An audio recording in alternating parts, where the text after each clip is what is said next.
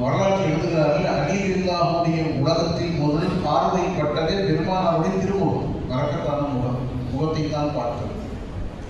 செல்லதாவை சார்ந்த ஒரு பழக்கம், எந்த குழந்தைக்கு போனாலும் தேர்ச்சி பழத்தை எடுத்து மெண்டு அதனுடைய வாயை வைத்து ஊட்டக்கூடிய ஒரு பழக்கம் போட்டாங்க. அந்த குழந்தை பிறந்து 10 மணி நேரம் ஆகி வாயை திறக்கன்னு சொன்னாங்க அந்த அம்மா. ஆனால் நபி ஸல்லல்லாஹு அலைஹி வஸல்லம் தன்னுடைய பழக்கத்தான பற்களினால் ஒரு சின்ன பேரிச்சம்பழத்தை கடிச்சு எடுத்து அப்படியே அந்த குழந்தை பக்கத்தில் போன அந்த குழந்தை தானே வாயை திறக்கும். ஸல்லல்லாஹு அலைஹி வஸல்லம் கராமத் அனுப்புது. அப்போ அந்த குழந்தைக்கு அப்படியே தொட்டு வச்சாங்க. அந்த அம்மாட்ட கேட்டாங்க என்ன பேர் வைக்கிறது. அந்த குழந்தைக்கு அசதுன்னு பேர் வைக்கன்னு சொன்னாங்க. அசதுங்கிறது அந்த ஃபாத்திமா அம்மாவுடைய தலப்பாவுடைய பேர். அந்த பேரை வைங்க. அசதுனா அரபில சிங்கம் அப்படின்னு அசதுன்னு பேர் வச்சாச்சு.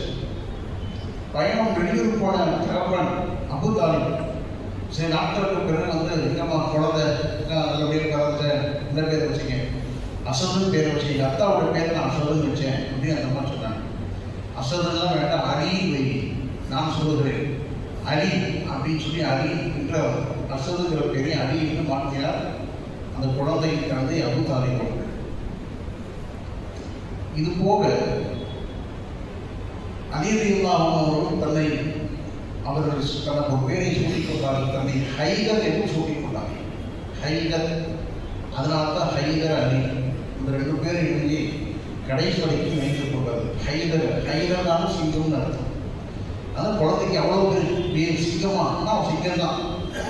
வீரம் என்றாலும் அதுக்கு மறு பேர் அலி ரலியல்லாஹு அன்ஹு. அவ்வளோ பெரிய வீரத்திற்கு சொந்தக்காரர். அதனால பேர் வைக்கும் போது நல்ல பேராக வைக்கணும், அர்த்தமுள்ள பேராக வைக்கணும். பேருக்கும் நம்முடைய செயல்பாடுக்கும் ஒரு தொடர்பு இருக்கிறது. பேருக்கும் ஒரு அந்த உடலுக்கும் ஒரு தொடர்பு இருக்கிறது. ஒரு முன்னாள் சென்ற அந்த காலத்தில் இருந்த ஒரு மன்னர், அவர் இஸ்லாத்துக்கு விரோத போக்கு கொண்டவர். அவர் 2 கழுதையை வளர்த்துட்டு இருந்தார். 2 கழுதை, ஒரு கழுதைக்கு உமருக்கு பேர், இன்னொரு கழுதைக்கு அபூபக்கருக்கு பேர் வச்சாங்க. இஸ்லாத்தின் மீது அவ்வளோ வெறித்தது, இஸ்லாத்தின் மீது அவ்வளோ ஒரு புகழ் இருக்கு. அந்த சஹாபியுடைய பெயரை கழுதைக்கு வைத்து அழகு பார்த்தார். அந்த ஒரு கழுதைக்கு பேர் உமர், ஒரு கழுதைக்கு பேர் அபூபக்கர். அவரே சொல்றாரு, இந்த உமருக்கு பேர் வச்ச கழுதை என்னை உதச்சிக்கிட்டே இருக்கும்.